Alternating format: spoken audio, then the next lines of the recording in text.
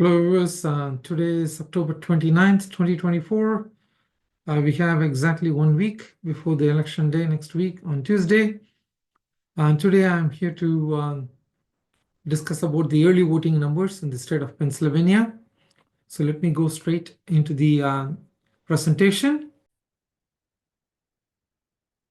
Okay, there you go.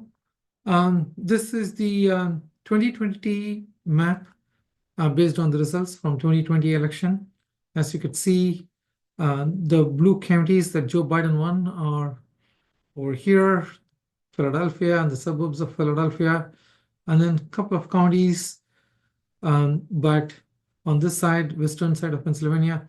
But nevertheless, this is where he is very strong.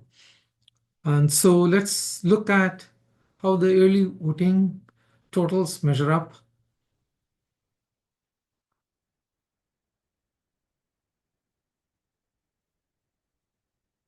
So the total votes in 2020 were close to 7 million. It's 6,940,000 votes. And the early votes so far meaning this data was picked up this morning and from the PA government website. And this data is on as of end of day yesterday's totals. They normally publish that first thing in the morning the next day. So this is as of yesterday evening's data. And you have around 1.4 million voters who have voted out of the 6.9 million who voted in 2020. So that is basically 21.24% of the 2020 vote totals. Everybody is expecting Pennsylvania, being a battleground state, should exceed this total, but let's wait and see. Based on the early turnout, it doesn't look that promising, but you never know. Election day voters might come in large numbers, and then this could potentially go above 7 million. Then based on this number 1.473, that's further split into absentee and mail-in. So there are 38,000 absentee ballots on mail-in, and in-person vote is 1.4 million. So that's the 1473 number here. Then out of these, you got people who have identified themselves as Democrats are 18,348 under the absentee bucket, and 831,501 votes under the mail-in bucket, and that amounts to around 849,000 odd votes. The Republicans 15,192, and then the 452 gives you the 468 number, and the independents are close to around 145,000 votes in the state of Pennsylvania in terms of early voting. So if you really look at the vote difference between the Democratic affiliated voters and the Republican affiliated voters, Democrats have a plus 381,000 votes advantage as of now, purely based on the party affiliation. We never know exactly what they had voted and how they have voted. But nevertheless, if we truly go by the party affiliation, they have surplus of around 381,000 votes as of now in terms of the party affiliated voters. But this number, last time when I discussed this number, I thought that this will touch 500,000 by now. It has not. So I'm kind of curious as to why the early voting has not picked up in a larger way in the state of Pennsylvania. But nevertheless, this number, if it had crossed 500,000, then Republicans would have worried. But this particular number, Republicans would be looking at it and saying, "Oh, okay, we are doing okay. We are holding them down to less than 500,000." So if you just look at this number, it might look as though that the Republicans might be happy. So let me go on to the next slide. So in this one, I am looking at the top 10 early voting counties. By that, what I mean is based on the votes that has come in so far, I'm just looking at each and every county and trying to figure out which county has come up with a larger number of votes, and I'm taking the top 10 of them. So if you look at it, you got these top 10. Allegheny, Philadelphia, Montgomery, Bucks, Chester, Delaware, Lancaster, York, Northampton, Lehigh, and Westmoreland. You look at this, and out of the 10, 7 of them were the counties that were won by Joe Biden in 2020. So, and also if you look at the margin Biden had in each one of those counties, at least the first 3, you would see 147,000 votes margin in Allegheny, 471,000 odd votes in Philadelphia, and 134,000 odd votes in Montgomery. By the way, this 471,305 votes that Biden got as a margin in Philadelphia is actually lower than the 475 number that Hillary Clinton had in 2016. A lot of people only remember that Hillary Clinton losing Pennsylvania, but they don't remember that she did do better than even Joe Biden in the Philadelphia county in 2016. Nevertheless, you look at Bucks, again, his margin was not that great, but still, that's another suburban county, and that's an important county this time. People are expecting that this number 397 in Bucks is going to increase to probably close to 400 or 425. Let's wait and watch. Chester, again, people are expecting some more votes to come in from Chester this year as opposed to 2020. Then we have Delaware County. Then you look at Lancaster. This is after the first 6 top counties, we see a Republican county, Lancaster, where Trump won, and his margin was, I think, it was like 44,362. And so it's a healthy margin on a total vote cast that was 281,375. And then he won York as well, and that margin is also quite high. Out of the 239,146 votes, he won by 58,619 votes. So that's a healthy margin.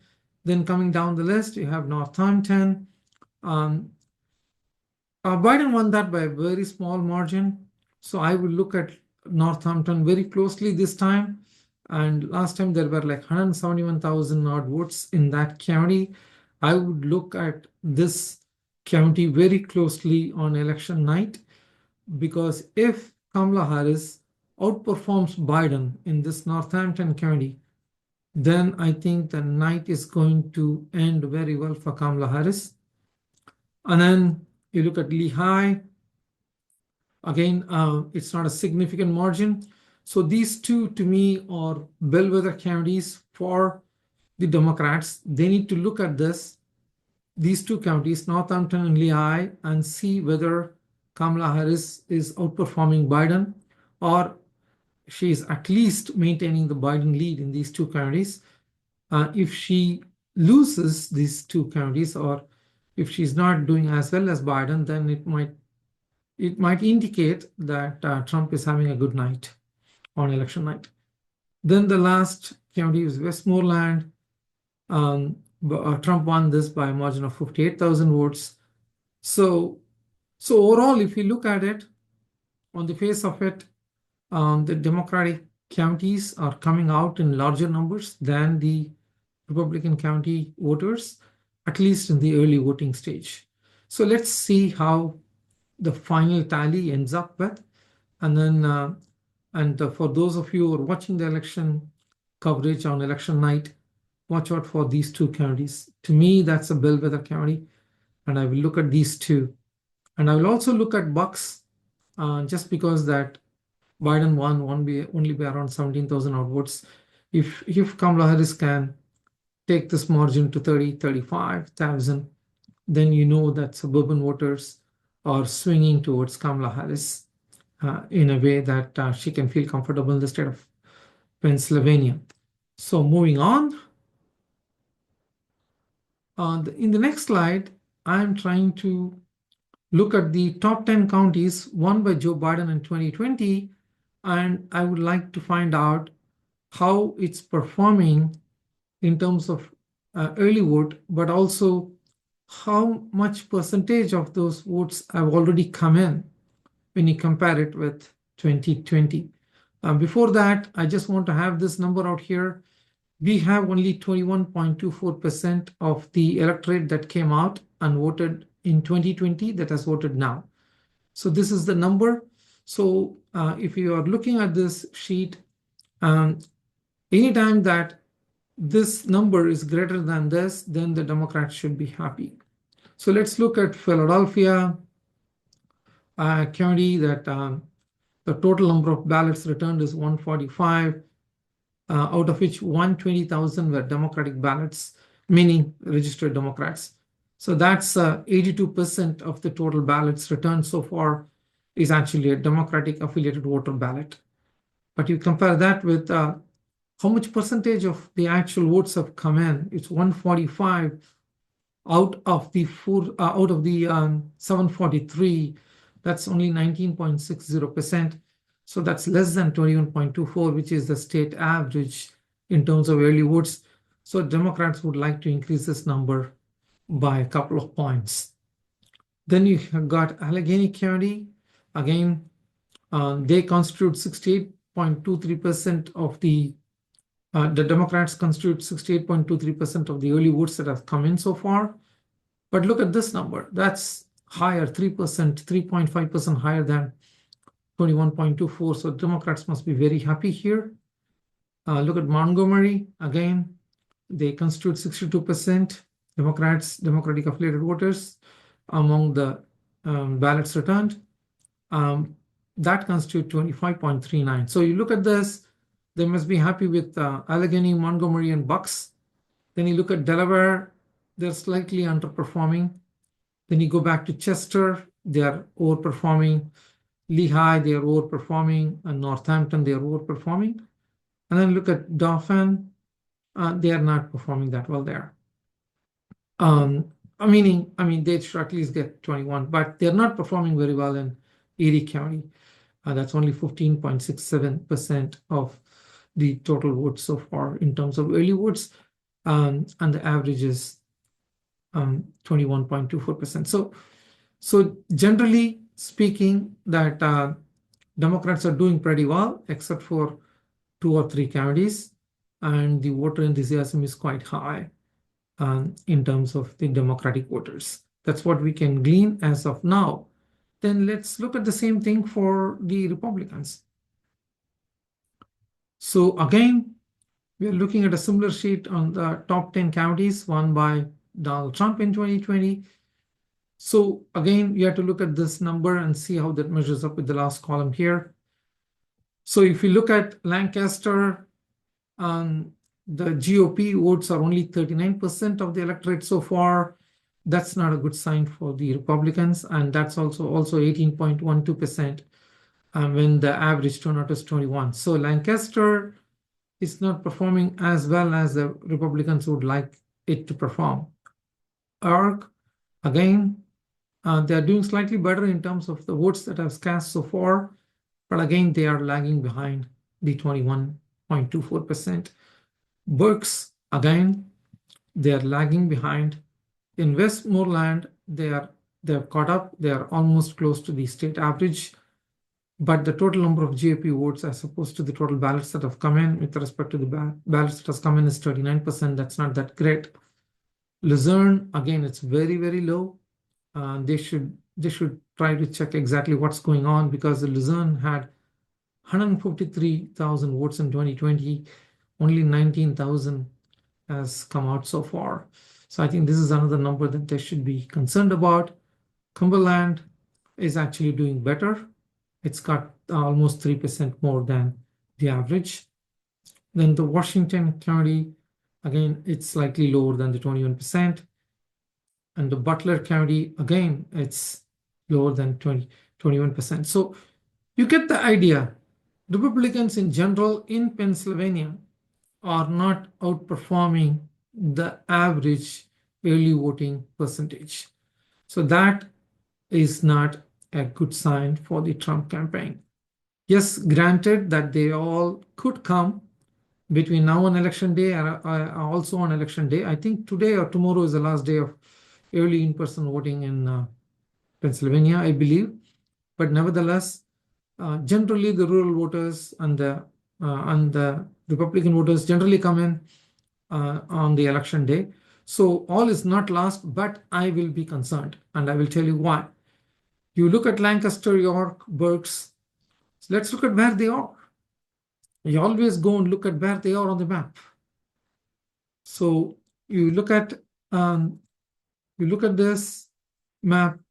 You know, Democrats are more likely going to win when Montgomery, Philadelphia, Delaware, Chester, Bucks. Look at where is Lancaster. To me, it is an extended suburb or an exurb. Look at Berks.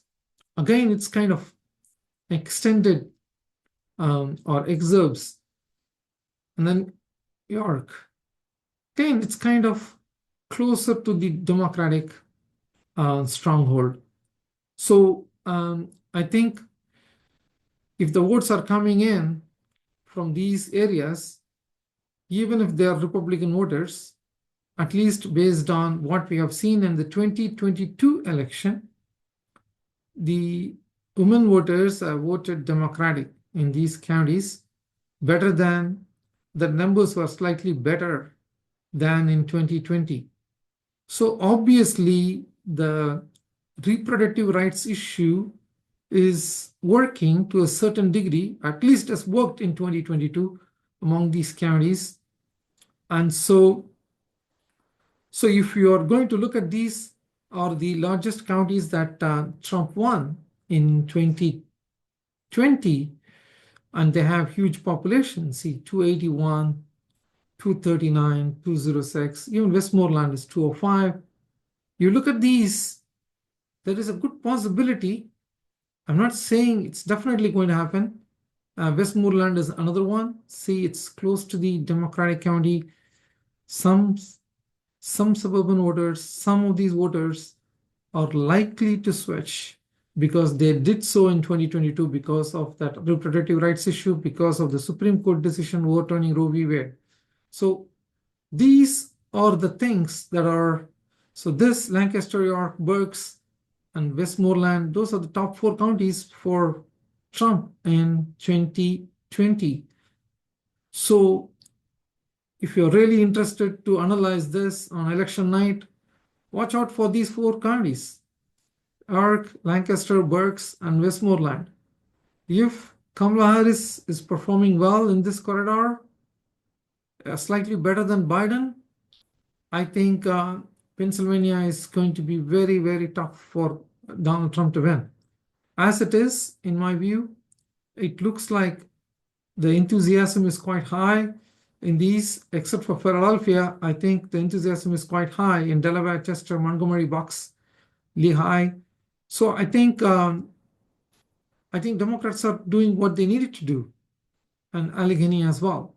So in my view, this is something that's quite interesting. What's happening not just in this state, but in Georgia as well. The extended suburbs and the exurbs, slowly they are moving towards Democrats, not by a huge margin. Remember, you don't need huge margin to really pick up that state. For instance, let's look at Lancaster. If Kamala Harris can just pick 4% instead of, the margin is 15% in Lancaster. If she can pick up 3 or 4% here and keeps Trump's margin at around 10% here, it's a huge thing for Kamala Harris. Similarly, in New York, if she can just keep Trump's margin to around 20%. And in Berks, who knows? I am going to watch this county Berks very closely. It's quite possible that Kamala Harris can get very closer to 2% or 3% in Berks. And let's wait and watch. But I do believe that the top 4 Trump counties, if they are not going to deliver a better voting percentage than what he had gotten in 2020, I think it's going to be very difficult for Donald Trump to win the state of Pennsylvania. And this is one state, I believe, that the reproductive rights issue is playing out very well. It's playing out very well in the in this corridor. This whole area, it's playing very well. So I think she's going to do better is my belief, and we will wait and watch.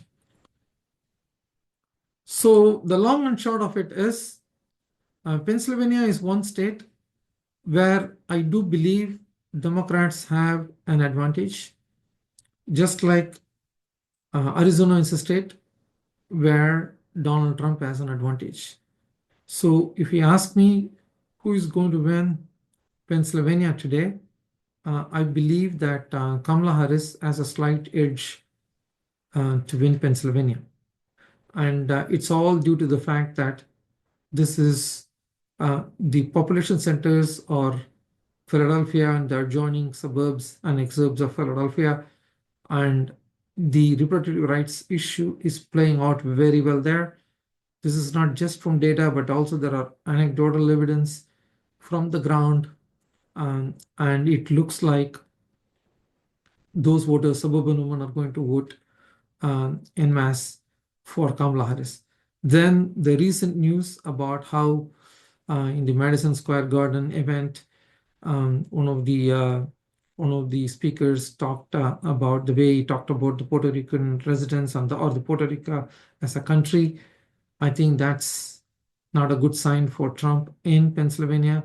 There are a lot of voters, Puerto Rican voters in Pennsylvania, and the news has gotten down to them. And based on the ground reports, it looks like Trump has lost a significant portion of the Puerto Rican voters in the state of Pennsylvania. So given those two reasons, I believe Kamala Harris today, 1 week before election day, has a slight edge in the state of Pennsylvania. She has not won it conclusively. There are still some issues they need to work on. I think they need to bring out their base in Philadelphia, in the city of Philadelphia, also the county of Philadelphia, and they need to really work hard on the suburbs as well. But if you ask me today, Kamala Harris has a slight edge, and she would end up winning the state of Pennsylvania if elections are held today. So that's it for me today. But before I go, I want to again repeat that you guys, if you are registered, go ahead and vote. If you are not registered and you are eligible to vote, please go ahead and register. Some of the states still offer you a chance to register and vote on the same day. Go ahead and do that. Exercise your franchise. It is the civic duty that you are supposed to do every 4 years for presidential elections and every 2 years for the congressional and Senate elections. Please go ahead and do that. Voter participation is very important for a democracy to thrive. We cannot have a democracy with only 2/3 of the people voting. We should get to around 85% or even 90% of the eligible voters to go and vote. So please go ahead and vote. And that's it for me today. I'll come back to you with a different episode tomorrow. Till then, take care.